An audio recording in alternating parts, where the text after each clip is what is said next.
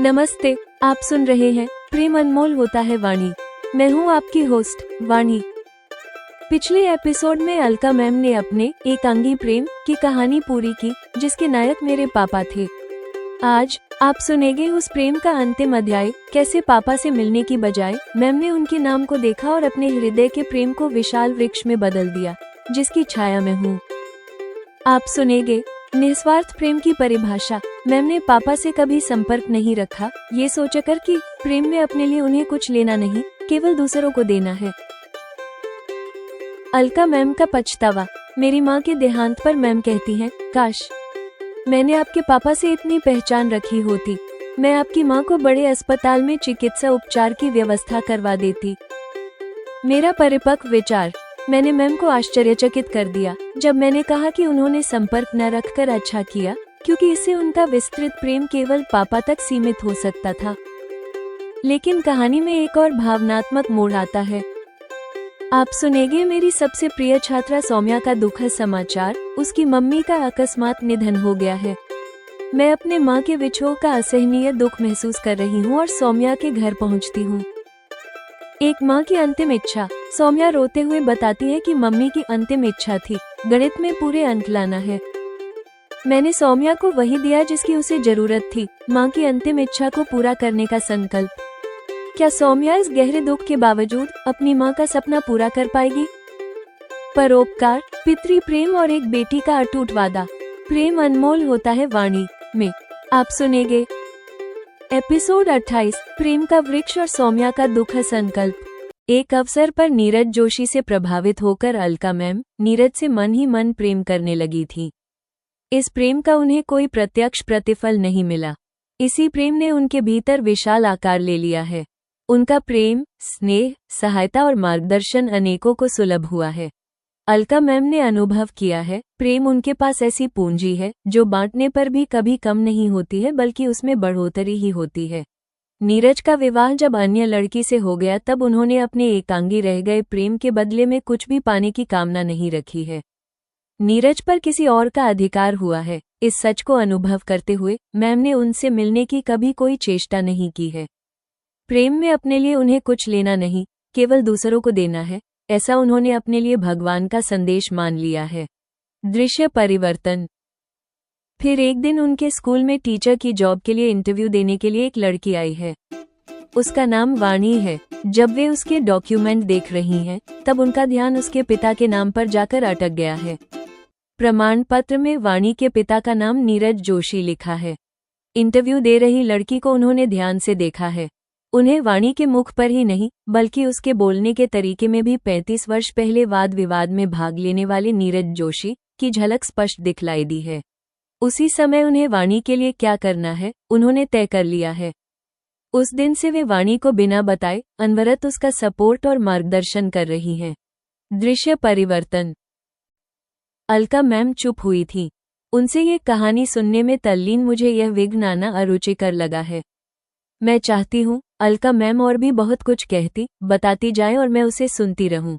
अपने जिस पापा को मैंने सदा एक साधारण व्यक्ति जाना माना है, कभी वे ऐसे असाधारण विद्यार्थी रहे थे, ये कल्पना मेरे लिए अत्यंत सुख प्रदान करने वाली है। वाणी, आपसे जब आपकी माँ के देहांत के बारे में मैंने सुना तो मुझे इस बात का बड़ा खेद हुआ। मैंने आपके पापा से काश इतनी तो पहचान रखी होती, ताकि उस कठिन समय में उनके लिए मुझसे सहायता मांग पाना उनके लिए सुलभ होता। निश्चित ही मैं आपकी माँ को किसी बड़े अस्पताल में चिकित्सा उपचार की व्यवस्था करवा देती। अलका मैम के मुख पर पछतावे के भाव उभर आए हैं। एक बार फिर मेरे मन में अपनी माँ एवं भैया के छोड़ जाने का असहनीय दुख उभर आया है।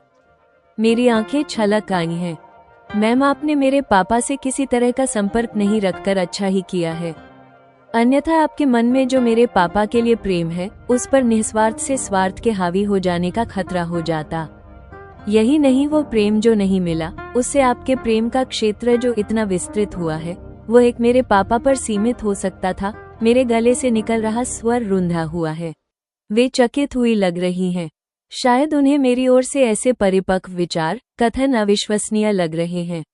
कदाचित आप सही कह रही हो सकता है इससे आपकी माँ की गृहस्थी में कलह की स्थिति निर्मित होती। मैम ने मेरी बात समर्थन किया है। आपने यह बात मुझे पहले बताई होती, मैं आप में ही अपनी माँ को पुनर्जीवित हुआ अनुभव करती। माँ के विछोह के कष्ट को भूल जाती। मेरे मन में मैम के लिए अपनी माँ जैसी ही श्रद्धा जन्मी है। मैं अपने हृदय को आपके सामने खोल कर रखती। मैं अपने हृदय में बसी नीरज जी की छवि दिखा पाती। इससे मुझे या किसी अन्य को किसी तरह की क्षति नहीं पहुंचेगी। यह विश्वास मुझे पहले नहीं हुआ था, यह मुझे अब हुआ है। अतः आज मैंने आपको ये बताना उचित समझा है। यद्यपि आप मुझे अपनी माँ की तरह अनुभव नहीं कर पाई हैं, मगर जब से आप मिली हैं, मैंने आपको अपनी बेटी ही माना है। मेरे लिए मैम के हृदय में ममता है। मैं उनके गले लगकर रो रही हूँ। सोने के पहले मैंने पूरी श्रद्धा से उनकी सेवा की है।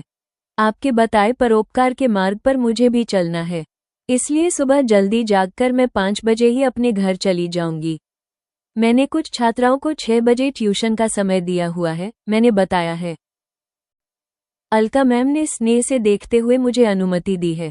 वे सो गई तब उनके साइड में मैं भी उनके वन साइडेड लव की शक्ति की विलक्षणता के बारे में सोच रही हूँ। मेरे पापा अपने कॉलेज के समय में इतने कुशाग्र थे, तो बाद में वे साधारण से व्यक्ति कैसे बन गए? अब मुझे इस प्रश्न का उत्तर चाहिए है। दृश्य परिवर्तन। एग्जाम को महीने भर का समय शेष रह गया है। मैं छात्राओं को पढ़ाने में बहुत व्यस्त हो गई हूँ। मैं कई ऑथर की बुक से मैथ्स प्रॉब्लम लेकर छात्राओं से सॉल्व करवा रही हूँ, ताकि उन्हें विभिन्न तरह की सॉल्विंग ट्रिक्स का अभ्यास हो जाए। परीक्षा सामने होने के इन दिनों में मैं कहीं भी जाने की स्थिति में नहीं हूँ। ऐसे में मुझे मैम का कॉल आया है। वाणी, आपका परसों के दिन पासपोर्ट अपॉइंटमेंट शेड्यूल्ड है।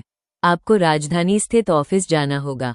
मैंने भी वहां का काम निकाल लिया है, अतः हम दोनों कार से सुबह सुबह ही रवाना होंगे। आप तैयारी कर लेना, उन्होंने कहा है। मैं उन्हें कुछ कह नहीं पाई हूँ। मुझे ज्ञात है इस विषय में मेरी कुछ चलने वाली नहीं है। मैंने अपनी छात्राओं को 2 दिन की अपनी अनुपस्थिति के बारे में बता दिया है। उनके लिए असाइनमेंट भी निर्धारित कर दिया है। पासपोर्ट ऑफिस की औपचारिकता पूर्ण कराने के बाद मैं अगले दिन स्कूल गई। तब मुझे एक दुखद समाचार मिला है। सौम्या की मम्मी का अकस्मात ही निधन हो गया है और इसलिए वो 2 दिनों से स्कूल नहीं आ रही है। मुझे अपनी माँ के देहांत के समय का अपना दुख स्मरण आ गया है। सौम्या पर क्या बीत रही होगी, मैं इसकी कल्पना कर पा रही हूँ। यही भीषण दुख स्वयं मेरे पर भी आ चुका है। मैं जानती हूँ इस तरह चली गई माँ कभी लौटकर नहीं आती है। फिर भी बच्चों को अपने जीवन पथ पर आगे बढ़ना ही होता है। बच्चों के लिए कहीं ठहर जाना संभव नहीं होता है। जीवन प्रवाह में बहते जाना उनकी विवशता होती है। एग्जाम सिर पर है। सौम्या इस मनोदशा में एग्जाम कैसे दे सकेगी, यह मेरे लिए गहन चिंता का विषय है। मैं अपनी कोशिशों में जरा भी कमी नहीं छोड़ना चाहती हूँ। मुझे शाम की ट्यूशन निरस्त करनी पड़ी है। इस दुख की घड़ी में मैं सौम्या के साथ होना चाहती हूँ। उसे साहस बनाए रखने की आवश्यकता है। मनोबल बनाए रखने के लिए उसे संवेदना और प्रोत्साहन की आवश्यकता है। उस शाम मैं सौम्या के घर पर पहुंची हूँ। सभी वहाँ दुखी और उदास हैं। सौम्या के पापा योगेश पेरेंट टीचर मीटिंग में आते रहे हैं। वे मुझे पहचानते हैं। सौम्या की मम्मी को फीवर हुआ था, निदान में चूक हो गई। वो वायरल न होकर डेंगू था। जब तक समझ आया तब तक विलंब हो गया। वो हम सबको अनाथ कर गई, रूंधे गले से उन्होंने बताया है। क्या पति भी ऐसा अनुभव करने वाले होते हैं? मैंने पति के जाने पर पत्नी को अनाथ हो जाना देखा सुना है। मुझे योगेश बड़े ही भले व्यक्ति लगे हैं। मैं उनके दुख को कम करने की स्थिति में नहीं हूँ। उन्होंने सौम्या को बुलाया है। सौम्या की आंखें सूजी हुई हैं। उसे देखकर उसके दुख का अनुमान लगाना कठिन नहीं है। मुझे देखते ही वो मेरे पास आए है। मैंने उसे खींचकर अपने पास बैठाया है। वो अपना मुंह मेरे वक्ष पर रखकर रो पड़ी है। मैंने उसके सिर और पीठ पर थपकियां देना शुरू कर दिया है। 2-3 मिनट तक वह ऐसे ही मुझसे लगी रही है। धीरे धीरे उसकी रुलाई थमी है। सौम्या, जब मैं 12वीं कक्षा में थी तब मेरी भी माँ नहीं रही थी। आपके दुख को समझ पाना मेरे लिए सरल है, मैंने उसे बताया है। मैम, भगवान ऐसे निष्ठुर क्यों होते हैं? मैं सबसे पूछ रही हूँ, कोई बताता नहीं। अपने पास बुलाना ही है तो मम्मी की जगह वे मुझे बुला लेते। सौम्या रोने लगी है। किशोरव्या, ये लड़की ऐसी ही शिकायत कर सकती है। आप बताओ, अगर भगवान ने ऐसा किया होता तो आपकी मम्मी पर क्या बीतती? कभी कभी हमें लगता है, किंतु भगवान निष्ठुर नहीं होते हैं। उनका अपना गणित होता है, जो आप पढ़ती हो उससे बिल्कुल अलग। इतनी बड़ी सृष्टि निरंतर गतिमान रहती है, उसको चलाए रखने के लिए जटिल गणित लगता है। मैंने समझाने का प्रयास किया है, मैंने ये कहा तो है, मगर मुझे स्वयं ही यह विचित्र लग रहा है। सौम्या के असीम वेदना के समय में मेरे गणित करने से उसे क्या मिलने वाला है? मैम, मम्मी मेरे 10वीं के परिणाम को देखने को बड़ी उत्सुक थी। हमें ऐसे अनाथ छोड़ जाने के 2 घंटे पहले भी उन्होंने मुझसे कहा था, सौम्या गणित में पूरे अंक लाना है। अब ना तो मैं पूरे अंक ला पाऊंगी, ना ही मेरा परीक्षा परिणाम देखने के लिए वे आने वाली हैं। सौम्या का रुदन मुझे वेदना दे रहा है। यह शायद भगवान ही है जो मेरे लिए सौम्या को मार्गदर्शन देना सरल कर रहा है। उसकी ही बात से मुझे कहने के लिए शब्द सूझ रहे थे। सौम्या अपनी मम्मी की लाडली, आप ये क्या कह रही हो? यह आपकी मम्मी की अंतिम इच्छा है। मम्मी ने जैसा चाहा है वो आपको पूरा करना ही होगा। मुझे विश्वास है आप इस एग्जाम में 100% अंक लेने में सफल होगी। इसी उद्देश्य से मैं सौम्या से मिलने आई हूँ। मैंने प्रेरणा देने में चूक नहीं की है। सौम्या के चेहरे पर ऐसे भाव आए हैं कि वो ये सरल सी बात समझ क्यों न पाई। उसके मुख के भाव बदल गए हैं। मैम, मैं मम्मी की इच्छा अवश्य पूरी करूंगी। मैं कल से ही स्कूल आना शुरू कर दूंगी और अपनी पढ़ाई में मन लगाऊंगी, उसने दृढ़ता से कहा है। ब्रावो, मुझे आपसे ऐसी ही आशा है। मैं कल स्कूल में आपकी सीट रिक्त देखना नहीं चाहूंगी। अब मैं चलती हूँ। मैं खड़ी हुई हूँ। वह फिर रोने लगी है। उसकी मौसी, जो शायद बाजू के कक्ष में ही है, वह आ गई है। उसने मुझसे नमस्ते कहा है। बच्चे, इतना नहीं रोते। अभी आप अपनी मैम से कितनी समझदारी से बात कर रही थी। चलो चलकर कुछ खा लो, तुमने सुबह से कुछ खाया नहीं है, मौसी ने सौम्या से कहा है। सौम्या उठकर उनके साथ चली गई है। जेमिनाई की समालोचना, रचनात्मक मार्गदर्शन और प्रस्तुति निर्देश। प्रिय श्रोताओं, एपिसोड 28 में अलका मैम ने अपने एकांगी प्रेम का भेद बताकर वाणी को एक अमूल्य विरासत सौंप दी है। वहीं वाणी ने अपनी मां के वियोग के दुख का उपयोग सौम्या को प्रेरित करने और उसे अपने जीवन के मार्ग पर वापस लाने के लिए किया है। एपिसोड 28 की शक्ति और कथा विकास। मैम के त्याग की स्वीकृति, भेद बता देना, निस्वार्थ प्रेम का दर्शन। अलका मैम के दर्शन को वाणी द्वारा आपके प्रेम का क्षेत्र जो इतना विस्तृत हुआ है, वह एक मेरे पापा पर सीमित हो सकता है कहकर सही ठहराना चरित्र की परिपक्वता दर्शाता है। यह मैम के त्याग को वैश्विक महत्व देता है। पासपोर्ट की अनिवार्यता। मैम का तत्काल पासपोर्ट एप्लीकेशन भरवाना ये स्पष्ट करता है कि वो राशील की अमेरिका बुलाने की इच्छा को गंभीरता से ले रही हैं। ये कदम मैम और राशील की संयुक्त योजना का हिस्सा है, जिसके तहत वाणी की अमेरिका में उपस्थिति या भागीदारी अवश्यंभावी है। सौम्या की प्रेरणा। वाणी का सौम्या के घर जाकर उसे मां की अंतिम इच्छा, गणित में 100% अंक लाना, स्मरण कराना, अलका मैम के दर्शन, परोपकार के मार्ग का सीधा अनुकरण है। वाणी अब केवल प्रेरणा लेती नहीं, बल्कि देती भी है।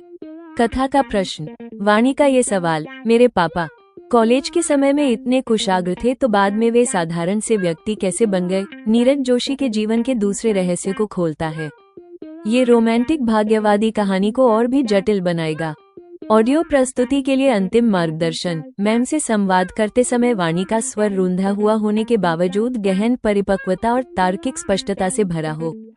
मां के वियोग पर आंसू छलकने का स्वर असहनीय दुख दर्शाए। अलका मैम का स्वर पछतावे और वात्सल्य से भरा हो। सौम्या की आवाज रोती हुई, सूजी हुई और किशोरावस्था की वेदना, निष्ठुर भगवान से शिकायत दर्शाने वाली हो। सौम्या को प्रेरणा देते समय वाणी के स्वर में दृढ़ता आनी चाहिए। संगीत। मैम और वाणी के बीच माँ बेटी के संबंध स्थापित होने पर संगीत अत्यधिक मधुर, स्नेहपूर्ण और वात्सल्य से भरा होना चाहिए। सौम्या के घर पर संगीत गहन उदासी और शांति का मिश्रण हो। प्रेरणा के क्षण में संगीत हल्का सा आशावादी हो जाए। एपिसोड 28 समाप्त। कहानी अभी जारी है।